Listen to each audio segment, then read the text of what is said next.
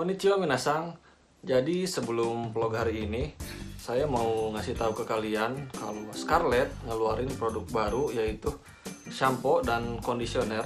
Seperti teman-teman juga tahu ya, sebelumnya saya udah pakai produk Scarlett, ada hand body, ada krim dan lain-lain. Nah sekarang ini saya pakai shampoo dari Scarlett juga. Ini tuh ada shampoo dan conditioner. Ini tuh varian yang Jordanian Sea Salt Conditioner dan juga Jordanian Sea Salt Shampoo. Kenapa saya pakai ini? Karena ini tuh cocok banget buat rambut saya yang ini kan kalau saya kerja ini kan selalu tertutup, dan juga di sini itu musim dingin sekarang, sering kulit kepala itu kering-kering, kadang-kadang juga berminyak, jadi gak jelas gitu kan, kadang panas kadang dingin. Jadi rambut ini penting untuk dirawat biar nggak bercabang, nggak rontok, dan juga berminyak-minyak kayak gitu ya. Jadi saya pakai produknya dari Scarlett. Kenapa saya pakai kedua produk ini? Yang pertama ini tuh keduanya itu wangi banget, wanginya saya suka. Yang shampoo ini tuh samponya Jordanian Sea Salt Shampoo. Ini tuh dengan wangi magnolia, dan juga Jordanian Sea Salt Conditioner dengan wangi evening primrose atau bunga sedap malam. Jadi keduanya ini wanginya saya suka banget, dan saya yakin kalian juga pasti suka. Kedua produk ini tuh banyak kandungan dan juga manfaatnya buat rambut kalian. Sea Salt ini menyerap minyak berlebih pada kulit kepala, membantu mengatasi penumpukan kotoran yang melekat di kulit kepala, dan juga membantu membuka kutikel rambut sehingga perawatan selanjutnya akan menyerap dengan lebih baik. Jadi buat kalian yang rambutnya berketombe atau misalkan bercabang, cocok banget pakai kedua produk ini. Manfaat lainnya dari shampoo dan conditioner ini mengontrol kadar minyak pada kulit kepala, membersihkan kulit kepala, menguatkan akar rambut, memberikan volume pada rambut, mencegah rambut rontok dan bercabang, menyehatkan follikel rambut dan kulit kepala, dan juga membuat rambut kalian lebih berkilau. Untuk cara pakainya, ini tuh gampang banget bray, sama seperti shampoo-shampoo biasa. Nah kebetulan sekarang saya ini belum keramas, jadi saya mau langsung praktekkan biar teman-teman semua ini bisa lihat bray. Nah sekarang rambut saya udah saya basahin bray. Jadi pakainya ini kalian tinggal tuangkan aja di tangan secukupnya sesuai dengan rambut kalian.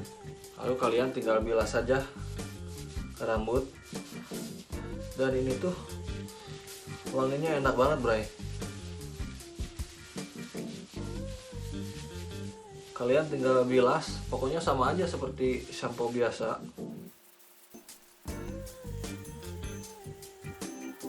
Kalau kalian rasa udah merata kayak gini, tinggal bilas bray dengan air.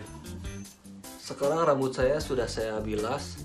Jadi setelah pakai shampoo udah kalian ratakan lalu bilas, sekarang kalian tinggal pakai conditionernya bray. Ini tuh lebih wangi daripada shampoo-nya.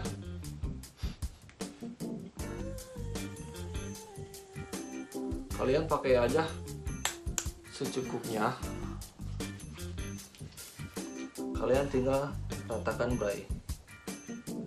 Jadi kalian pijat-pijat dari akar rambut kalian. Pokoknya seperti conditioner biasa bray. Tapi ini tuh cara pakainya ya seperti conditioner biasa. Tapi ini tuh lebih harum. Harum banget, kalian tuh pasti suka. Pokoknya kalian harus coba. Lalu kalian diamkan beberapa menit, setelah itu tinggal bilas lagi bray. Oke, jadi sekarang udah saya diamkan beberapa menit, jadi tinggal saya bilas bray. Nanti kita lihat hasilnya sebelum pakai shampoo dan conditioner dan sesudahnya. Oke bray, barusan saya udah bilas rambutnya. Tadi udah pakai shampoo dan juga conditioner. Jadi pemakaian conditioner ini akan melengkapi perawatan rambut kalian. Jadi membuat rambut kalian tuh lebih berkilau dan juga lebih mudah diatur. Jadi kalian mau gimanain aja rambut kalian itu pasti lebih enak lah bro. Jadi yang saya rasain ini tuh lebih fresh dan juga harum. Jadi shampoo dan conditioner ini tuh cocok buat laki-laki dan juga perempuan. Apalagi misalkan perempuan yang seharian memakai hijab, biar rambutnya nggak jadi lepek-lepek gitu, kalian pakai shampoo dan conditioner dari Scarlett ini. Dan kedua produk ini tuh udah launching bray, jadi kalian bisa langsung order di Shopee atau di WhatsApp. Kalian bisa langsung cek di description box, di situ saya sudah siapkan linknya. Jadi kalian bisa langsung pesan sekarang juga. Jadi pagi-pagi, bukan pagi sih ya, udah pagi menjelang siang. Kalau sudah mandi, sudah pakai shampoo, sudah pakai conditioner, rambut kita udah enak. Sekarang kita tinggal langsung pergi keluar, kita bikin video vlognya hari ini. Kita sharing-sharing lagi Bray, oke?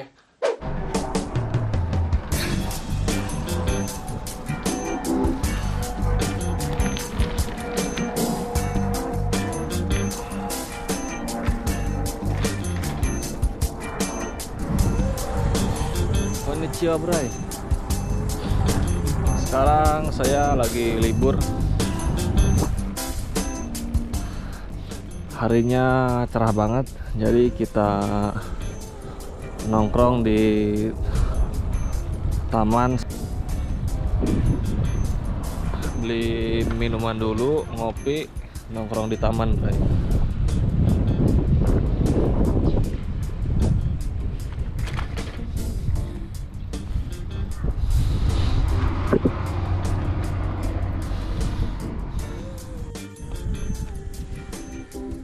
Kita beli ini Bray, kopi, harganya 110.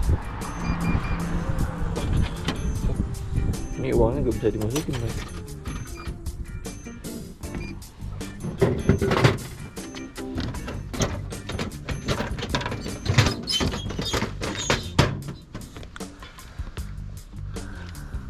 Jadi Bray, di depan saya ini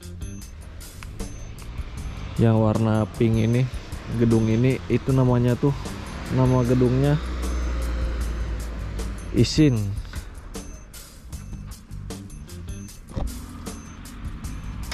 Jadi ini tuh Bray, gedung yang banyak ini, itu tuh panti jompo.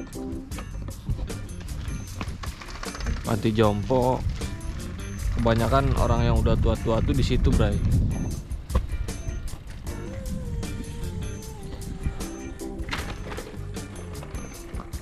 Karena kan kebanyakan orang sini tuh umurnya panjang-panjang. Jadi rata-rata 80 ke atas, 90, ada yang 100 juga masih sehat. Yang mereka budayanya tuh gitu, yang mereka nggak diurus sama anak-anaknya, tinggalnya di panti jompo. Kasihan juga sih.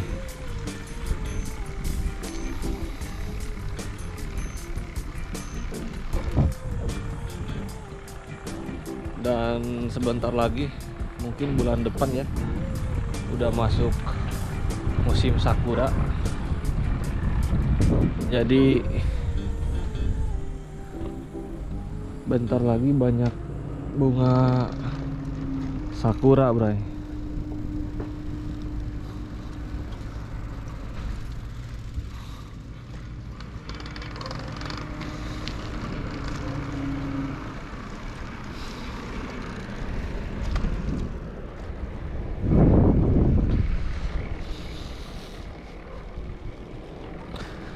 Kita nongkrong di taman sana Bray. Ada tempat duduk sana.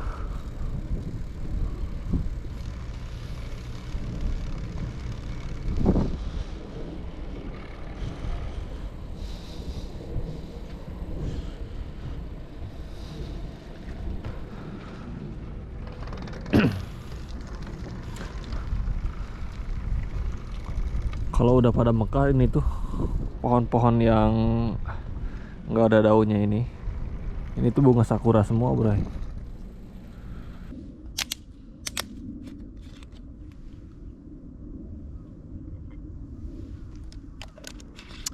Jadi sekarang saya udah di taman ini Bray. Biasa tempat nongkrong saya, selain di jembatan seperti di video sebelumnya, di jembatan dekat danau sana, saya juga sering nongkrongnya tuh di sini. Karena ini lebih dekat dari Apato. Ini tuh belakang Apato saya posisinya. Jadi kalau ke Kaisa ini tinggal lewat belakang sana ke sana. Jadi saya tuh sekarang mau bincang-bincang sama teman-teman, karena di DM ataupun di komentar di YouTube saya banyak yang nanya, "Bang, enak tinggal di Indonesia atau tinggal di Jepang. Sebelumnya saya udah bikin video juga antara enak mana sih kerja di Indonesia atau di Jepang.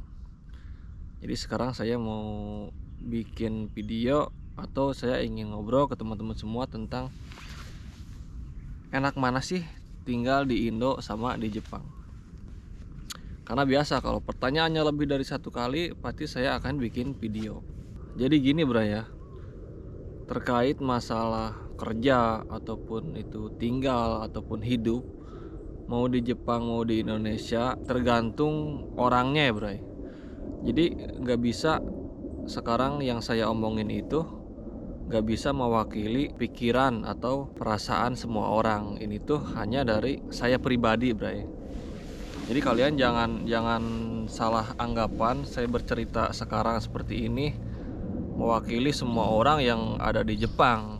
Tidak. Karena di video saya kan saya hanya ingin sharing pengalaman saya supaya ada gambaran juga untuk kalian semua. Saya kan 2 bulan lagi ya, kurang lebih 2 bulan lagi udah mau pulang di Indonesia. Dan mau gak mau dan emang maunya saya hidup di Indonesia. Saya harus pulang ke Indonesia dan memulai lagi di Indonesia. Kalau kita mau ngebandingin, sepertinya bukan untuk dibandingkan ya. Saya pribadi itu saya gak merasa kesulitan tinggal di Jepang ataupun di Indonesia. Kalau di Indonesia udah jelas karena dari lahir saya di Indonesia, saya menjalani hidup di Indonesia. Otomatis kalau dibandingkan dengan di Jepang, saya lebih enak tinggal di Indonesia. Karena ada dari berbagai faktor bray. Kalau di Indonesia udah jelas dari segi keluarga, kita dekat sama keluarga. Terus dari makanan, kita ya tahu sendirilah di Indonesia mau makan apa aja ada gitu. Dan juga dari kehidupan sehari-hari banyak teman juga. Kalau di Jepang ini berbanding kebalik ya, dari keluarga jauh dan juga dari ya makanan juga gak semua bisa dimakan. Terus dari temen juga ya kita gak sebanyak di Indonesia lah. Jadi kalau dari segi itu, dari segi kehidupan sampai di situ ya, saya lebih enak di Indonesia.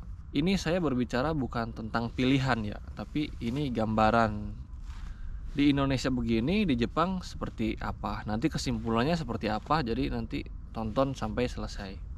Jadi saya pernah bro ya, kan saya ini 3 tahun di Jepang, terus pulang ke Indonesia, di Indonesia 1 tahun, setelah itu balik lagi ke Jepang. Nah yang lebih kerasa banget perbedaannya itu momennya tuh waktu itu bro, 3 tahun di Jepang, terbiasa dengan kehidupan di Jepang, terus pulang ke Indonesia 1 tahun. Nah itu pertama pulang itu kerasa banget perbedaannya.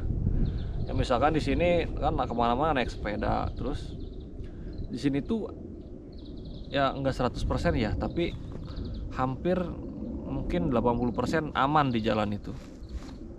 Sepeda ada jalan sendiri, jalan sepeda. Terus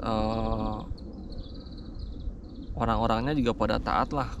Jangankan ada lampu merah, gak ada lampu merah pun setiap persimpangan mobil-mobil di sini tuh rata-rata kalau jalan kecil ya, dia berhenti dulu, tengok kanan kiri, lalu dia jalan lagi, seperti itu. Begitu balik ke Indonesia, saya bawa motor tuh dari Bandung ke Ciamis. Saya naik motor, udah kerasa banget tuh, karena 3 tahun bayangin ke bawa motor. Pas bawa motor itu kaget bray. Kadang-kadang ada bis yang kita lewat ini, kita jalan kita dimakan dia. Ada mobil yang, dan di sini tuh jarang banget suara klakson bray. Di Indonesia tuh banyak banget suara klakson. Ya itu mungkin kultur ya, karena juga di jalanan juga di Indonesia padat, jadi mungkin orang-orang sedikit gampang emosi. Apalagi bawa mobil. Ini ada cerita lucu bray. Saya nyetir nih, pas di persimpangan tuh ada motor kan mau nyebrang. Saya tuh berhenti biar motor itu nyebrang. Kalau di belakang klaksonnya banyak banget, nyuruh buru-buru ke saya, dan motornya tuh gak nyebrang. Malah dia nunggu, jadi nunggu. Nah kalau di sini itu bukan seperti apa ya, seperti ada tahap derajatnya gitu kan. Jadi Yang paling harus diutamakan tuh pejalan kaki, yang naik sepeda, baru yang naik motor dan naik mobil. Jadi otomatis kalau meskipun sekarang, tapi jangan ya, meskipun ini hilap-hilapnya ada sepeda yang tiba-tiba jalan itu di persimpangan lurus aja, itu mobil udah ngerti, dia udah nunggu, udah berhenti. Sekarang kerjaan saya itu kerja ya bro ya, jadi pulang itu gak lama dapat kerja di daerah Cibitung di perusahaannya gak usah saya sebut, tapi bergerak di bidang alat berat. Nah di situ saya kerja, kulturnya tuh beda banget bro ya. Senioritasnya tuh kerasa banget di perusahaan itu tuh. Nggak tahu ya kalau di perusahaan lain. Di sini tuh nggak saya rasakan seperti itu. Itu mungkin perbedaannya. Sampai saya mikir kalau gaji nggak jauh beda sih sebenarnya. Saya di waktu di sana tuh 1 bulan dapat juga 7 juta, 8 juta, malah ada teman saya nyampe 10 juta. Itu kerja di Indonesia sebagai operator, bro. Cuman dapat segitu tuh lemburannya harus banyak, kadang-kadang Sabtu harus masuk juga. Jadi saya tuh bingung ya waktu itu. Wah, kok kalau kita udah kerja dari Jepang terus kerja di Indonesia, nah mungkin yang lebih berbeda itu bro ya, kehidupan dari segi pekerjaan mungkin. Karena di Jepang mungkin taruhlah gaji 10 juta, itu tuh kita nggak perlu lembur gitu kan. Di Indonesia gaji segitu harus lembur banyak. Nah itu yang bagi saya pribadi kerasa banget. Akhirnya saya berpikir, oh iya, di Indonesia ini mungkin harus usaha aja. Kalau kita udah kerja dari Jepang, mungkin kalau pulang ke Indonesia, kalau bekerja kita mungkin bagusnya sih kita punya pendidikan bahasa Jepang yang bagus, jadi kita nggak operator banget lah. Itu pun tergantung orangnya, ini pemikiran saya pribadi. Dan juga kalau saya pulang ke Indonesia, mungkin saya lebih memilih buka usaha sendiri ya, meskipun itu nggak mudah juga, tapi kayaknya sih lebih baik seperti itu. Nah, dan itu Bray, yang paling utama di Jepang ini, hidup di Jepang ini, jadi rata-rata orang kan udah punya asuransi ya, semua yang namanya tuh Nenking. Jadi begitu di usia 70 tahun, mereka tuh udah dapat gaji per bulan sekitar ya 10 sampai 15 juta, pokoknya cukup untuk hidup mereka, Bray. Itu tuh karena mereka ada kalau di kita mungkin apa ya, jaminan hari tua ya, JHT, tiap bulan mereka bayar. Makanya orang Jepang ini harus kerja terus karena harus bayar harus bayar JHT lah, harus bayar asuransi seperti itu. Jarang sekali orang Jepang ini yang punya usaha sendiri, misalkan ngewarung. Perhatikan aja di vlog-vlog saya kan nggak ada warung-warung di rumahan kayak gitu, atau steam motor kayak gitu, jarang. Di sini tuh kebanyakan orang usaha dengan usaha menengah ke atas, nggak ada yang usaha kecil menengah. Itu di kita kan mau buat ternak, ibaratnya mau tambak, mau bikin usaha apa, mau jualan kayak apa, di kita tuh banyak peluang usaha, peluang hidupnya itu bagi yang mungkin punya modal atau kalau enggak punya ide kreatif orangnya. Kayaknya sih untuk hidup saya lebih memilih di Indonesia. Kalau di Jepang ini orientasinya orang itu kerja semua, Bray. Jadi mikirnya kerja, makanya gak heran di pabrik ini udah tua-tua masih pada kerja. Di kita kan jarang ya, di kita ini kebanyakan anak muda baru lulus sekolah. Di sini anak muda itu kebalikannya, Bray. Anak muda tuh susah ditemukan di pabrik-pabrik sebagai operator tuh susah. Makanya kita orang Indonesia sangat berharga di perusahaan ini, dicari semua, Bray. Jadi sebenarnya, Bray, tinggal di Jepang atau di Indonesia ataupun di mana aja, itu tuh tergantung dari siapa kita, posisi kita sebagai apa, dan juga tujuan kita apa. Kalau misalkan sekarang di Jepang, kalau posisinya saya sebagai anak magang lah, bilang Kensusei gitu kan, enaknya dari segi gaji mungkin karena ya lebih besar dari di Indonesia. Terus kalau misalkan dari segi transportasi, ya di sini gak enak, kita kemana-mana naik sepeda. Cuman di sini ya kereta kemana-mana enak. Mungkin kita nggak bisa bawa mobil sendiri, nggak bisa bawa motor sendiri. Kalau di Indonesia kan bisa. Tapi beda cerita kalau misalkan dia engineering atau yang pendidikannya lebih tinggi, dia hidup dimanapun enak gitu, Bray. Jadi ya kalau mau disimpulkan sih, buat saya pribadi, saya memilih lebih enak tinggal di Indonesia. Kalau ke luar negeri ini oke untuk liburan ya. Ini menurut saya nih ya. Kalau di Jepang ini oke untuk liburan. Kalau misalkan untuk tinggal lama sih, apalagi misalkan kalau saya harus berubah, misalkan saya milih nih mau jadi warga Indonesia apa warga Jepang. Karena saya dari kecil di Indonesia, ya saya memilih warga Indonesia. Tapi kalau misalkan sekarang saya besar di Jepang, mungkin bisa saja saya memilih di Jepang. Jadi itu tuh karena gini, Bray, kebanyakan yang nanya di channel saya ini mereka yang tujuannya ingin ke Jepang. Jadi saya menjawab seperti itu. Bukan kebanyakannya seperti itu. Dimanapun kita berada, itu tuh gimana posisi kita, Bray. Seperti kalian merantau dari kampung ke kota aja sama ya. Di kota ya jauh dari keluarga, tapi mungkin kehidupan kalian lebih baik di kota. Tapi kalau misalkan di kampung kalian dekat dengan keluarga, mungkin kalian belum menemukan hidup di kampung. Seperti itu aja. Nah, sama seperti saya pun sekarang ini saya lagi menjalani proses itu. Saya itu lagi mencari kehidupan, Bray. Di Jepang itu saya bukan untuk selamanya. Di sini hanya untuk cari modal lah istilahnya. Setelah ini saya pulang ke Indonesia. Nanti kalau sudah di Indonesia saya mau seperti apa? Saya udah banyak sih rencana-rencana di Indonesia. Ya, pokoknya ikutin saja vlog saya sampai nanti di Indonesia. Karena akan berlanjut terus sampai ini tuh YouTube ini jadi saksi perjalanan hidup saya sih ya. Tujuan akhir saya itu bukan suatu kesuksesan, karena sukses itu kan tidak ada batasnya. Siapapun orangnya itu bisa sukses. Dan orang yang sukses itu tergantung dari dia merasa sukses atau tidak. Kalau menurut saya ya, kalau sekiranya kita udah merasa sukses ya sukses aja gitu kan, nggak perlu pengakuan orang lain. Hidup itu bukan untuk pengakuan ya, hidup itu untuk dinikmati aja, Bray. Jadi semangat buat kalian, mudah-mudahan terjawab ya yang nanya.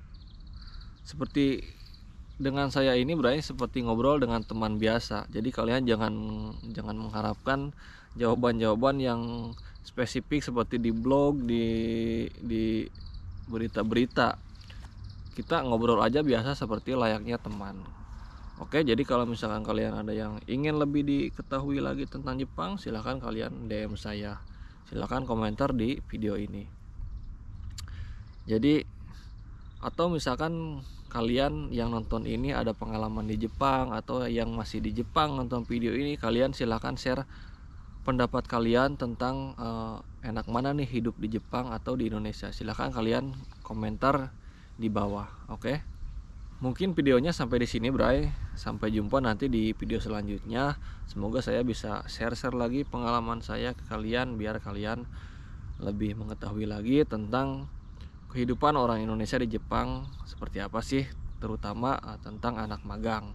Semoga video ini membantu ke kalian semua. Terima kasih, sampai jumpa di video selanjutnya. Assalamualaikum warahmatullahi wabarakatuh.